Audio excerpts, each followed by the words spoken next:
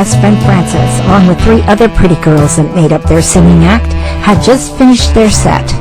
It was the first day of a week-long event that featured 40 acts, all performing throughout the day. Tickets were 25 cents, and though attendance was really good, the sponsors had managed to reserve some seats near the front for the performers. The girls hurried back to the dressing room they shared with other female artists to exchange their costumes for more suitable audience wear before finding their seats in the theater. Frances seemed to be in a hurry to get down to the seats. Hey, girls! Don't you want to see that new singer for the Harry James Band? My friend Carol says you have to see him to believe it. I was told his voice is as smooth as silk. My friend Carol says Tommy Dorsey wants to sign him. She said that Tommy Dorsey is here tonight. Ori looked at the girl as she stepped into her skirt. Tommy Dorsey? I wish I'd known he was here. Before we went on? Gee, what do you think Tommy Dorsey would think of us? He'd think of all 5 of us, in his room, all at once. We're pretty irresistible.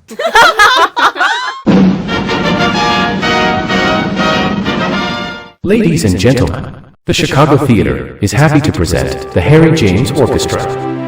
The girls squirmed in their seats as the curtain went up while the orchestra played the intro. The young man they'd come to see stood in front of the orchestra with all eyes on him as the stage lights flashed on. Suddenly, as the orchestra began to play, the audience became unusually quiet, and the girls began to exchange puzzled glances with one another. There was even a little ripple of quiet laughter.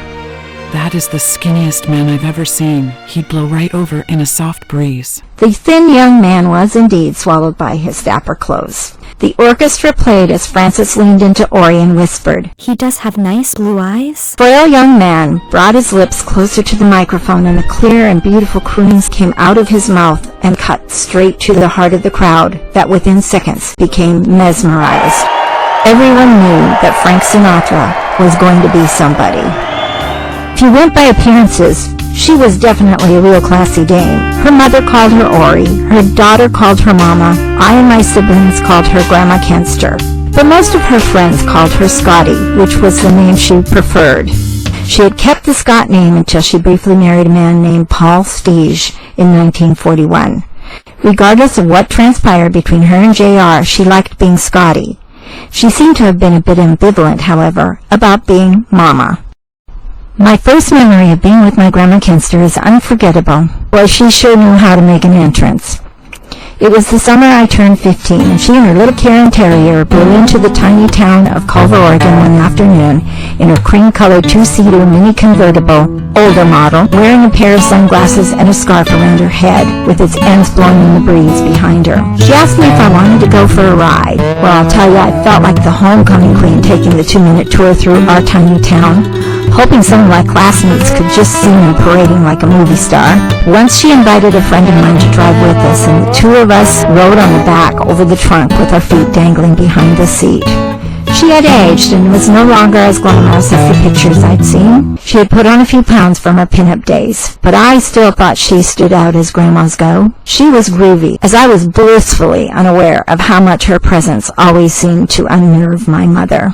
I loved her company. She paid extra attention to me, which, as the oldest of 8 siblings, soon to be 9, was definitely something I was not used to, but very much enjoyed. She taught me about makeup and hair and how to roll my clothes when packing so as to make the best use of space, and how that was something she'd learned as a singer who toured the circuits in her day. She told me about seeing Frank Sinatra and graciously offered me some much-needed tips in personal hygiene. Before she had come, I had lived most days with chaos and tension, so it was pretty easy for me not to see how she amped it up for my parents, especially since she provided a bit of relief for me. By that time, my mother's out-of-control life had completely overwhelmed her, and she'd become immobilized when it came to household chores. She never was all that tidy to begin with, but the mess had escalated as the family grew. There were always dirty dishes piled across the kitchen counter, heaps of clothing and towels everywhere separated by a designation of either clean or dirty, and that's aside from the never-ending mounds of smelly unwashed diapers on the back porch where the washing machine was. Ori tried to clean up, but my mother was always a little touchy about it, so she could never quite get the job done. One day, Ori was sweeping the floor in the living room when my dad came home from the fields for something. By then, my mother's nerves were just stretched really tight, and it wasn't long before a marital eruption occurred in the living room that sent her crying in her bedroom. I stood alone with my Grandma Canster, who had stopped her sweeping to stare at the floor. All of a sudden, she burst into tears, shaking her head with her hands in her face. I had no reference for providing comfort to anyone in this situation, so I just stood there dumbfounded as the words spilled from my grandmother's mouth. I can't stand to see her living like this. I thought her tears were genuine and deeply heartfelt. What I didn't know was that her concern had come just years too late, and that it wasn't me that she should have been having tender conversations with. It was not my well-being that hung in the balance. It was my mother's. What must it have been like for my mother to observe her mother offering me the things she had desperately needed and longed for as a young girl, only to be disappointed? My mother was so broken by then that it was likely there was nothing Ori could have done or said to fix it. I don't know that she even tried, or that she would have even known how. She most likely had no notion of what to say or do. What was it that made Ori slip so easily in and out of her daughter's life without apparent concern? Well, maybe addiction. There was always plenty of alcohol and probably other substances as well, readily available in the nightclubs she toured across the country. And what transpired to make her want to visit that summer after years of absence? It really seemed that she wanted to make amends, but it was obvious that she didn't know how to own the havoc she'd wreaked in her daughter's life. Looking back, I am certain an apology was completely out of the range of possibilities. There is something curious that stands out in every photograph of Ori and her mother, Carrie. The affection and attachment between the two of them is undeniable. They were always touching. Carrie had always been affectionate with my mother and her brood of children as well, but in the end, she always chose to be near her daughter. Ori was the only child of both of her parents, and it's a pretty fair guess that she grew up maybe a little overindulged, which might be why Carrie was constantly picking up the wreckage of her irresponsible behavior, one of those wrecks being my mother. It's all conjecture, and will always be a mystery. Somehow, she lost not only Carolyn, but herself. The summer following Ori's visit, and after all the broken promises she'd made to her daughter, she kept the one she'd made to me, and I found myself for the first time ever on a flight to Anchorage, Alaska, where she lived with her husband, Jack Kenster. Her mother, Carrie, had married Harry Smith after Grandpa Kelly died, legless from diabetes, and they had also moved to Anchorage, where Harry maintained the premises at Goose Lake. They lived in a small trailer on the lake, while Jack and Ori lived in a small two-bedroom house not too far away. We descended into Anchorage just after dark as brilliant greens, pinks, and oranges lit up the tiny passenger windows of the plane. I am not sure if it was the vestiges of the most brilliant sunset I'd ever seen or a spectacular aurora borealis, but the lights seemed to dance. I was reminded of how when we lived in Canada, our mother would call us to watch the borealis with her. The colors seemed barely there from our little backyard in Cherryville, and we weren't sure what the big deal was. The lights that penetrated the plane window that summer evening could not have been more vibrant. It was a relief to finally be in the back of my grandmother's little convertible, my suitcase barely fitting in the tiny trunk, and heading to her house. It was in the first few days that my grandmother pulled out her photo albums and laid all three on the small round dining table to share with me. That was where I first saw the picture of the laughing little girl in the pretty dress sitting on the piano. "Is that my mama?" I asked. I just couldn't take my eyes off it. It was a struggle to reconcile that beautiful, happy little child on the piano with my overwhelmed, usually on edge and sometimes hysterical mother. I know that memories can be like smoke twisting in the wind. But as I recall it, my grandmother wanted to linger over that photo as she very wistfully told the story of it with a slight smile under eyes that gazed only at the photo she gently touched. It seems to me that if there had once been vitriol between she and her first husband, Scotty, it had obviously long since melted, as she was remembering that moment fondly. After a few moments, she finally went back to turning the pages until we came to the pin-up photo of her in a bathing suit, with long, shapely legs and ample bosom, and most notably one especially outstanding feature, which her mother Carrie had named the Martin Derriere. It was French for butt, The derriere bequeathed to Ori from my Grandma Martin's French mother curved seductively over the seam in her fishnet stockings as her beautiful face looked backward over her shoulder. This feature, which was generously handed down to me as well, so delicious on the young slender Ori in the photo, had disproportionately outgrown its charm on the grandmother who was turning the pages of the album. There is no denying that no one ever wore the Martin derriere as well as Ori did in that photograph. The week I spent with Ori was a little different than the comfortable, easy weeks I'd spend with my Grandma Gates every summer. I was really shy, and a year had passed since the only time I could recall meeting her, but she was devoted to me the entire time. She took me for a drive down the Kenai Peninsula in the little convertible, and I was in awe of the glaciers and the intensity of color in the mountainous landscapes with the bluest lakes I'd ever seen. We spent a night in Homer, and Ori took me out on the bay in a motorboat. She obviously loved the water and talked a lot about boating and fishing in that bay. I probably inherited my love of being on the water from her. Her husband Jack wasn't around much that week except for meals. By then he was in the grip of a full-blown alcoholism and pretty much stayed in the darkened room.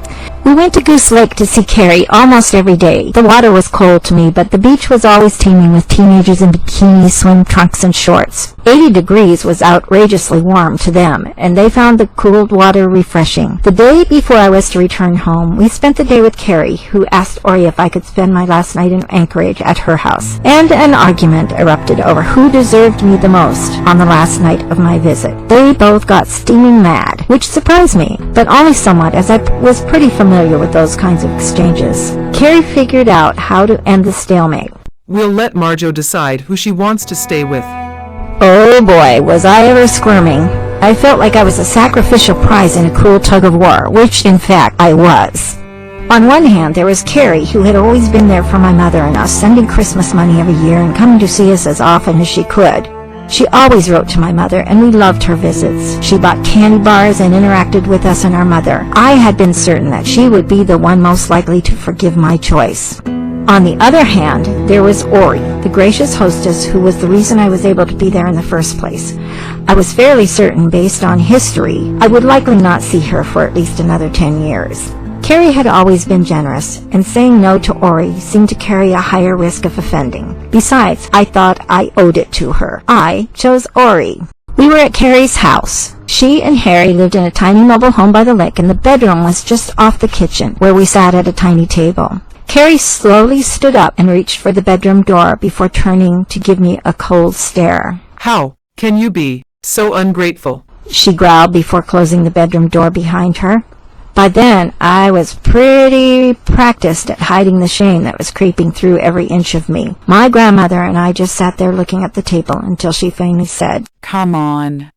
Let's go. The next morning, with my clothes rolled inside my suitcase as Ori had shown me, we stuffed my suitcase into the tiny trunk of the car and headed to Carrie's to say goodbye before I caught my plane. Carrie didn't answer the door, so we finally just went in as Ori called out, Mama! The call was met with silence, and there was no sign of Carrie. The bedroom door was closed. Ori opened it, and we could see Carrie lying on her side in the bed. I wasn't sure what to do, but Ori urged me to go in and say goodbye. Grandma, I gently shook her and immediately sensed a stubborn refusal to open her eyes. I knew she was awake. I shook her again. I just want to say goodbye, Grandma. The stubborn old fool wouldn't budge, and the shame of my regretful decision filled my being until I wanted to cry. All I could do was kiss her cheek. There was no response. It would be the last time I would ever see either her or Ori. My great-grandma Kelly, known as Carrie, died from her diabetes in 1970.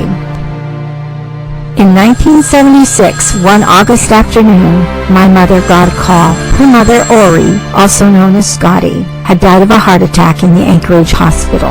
A few years earlier, Ori had divorced Jack Kenster, and so there was no one to take her to the hospital. She drove herself, but didn't make it. By then, it was left to my mother to get on a plane for Anchorage, where she could arrange for Ori's burial and disposal of her things. It's hard to say which weighed more heavily on my mother's heart, the sorrow of it, the finality of it, or the irony of it. She had waited her entire life for a mother to come to her aid, and there she was, without Carrie to help, salvaging what remained of her mother's life. When Carolyn returned home, she brought with her both Carrie and Ori's photo albums. The photo albums are still telling their stories. Even the missing photos seem to have something to say. The two photos that were most imprinted on my brain during my visit to Anchorage curiously did not make it home with the haul my mother had rescued from Ori's funeral. It makes sense that my mother might have torn up the pinup photo, as I'm sure she would have been disgusted by it. But what happened to the photo that JR took of little Carolyn on the piano? It was not in the albums. Did my mother dispose of it?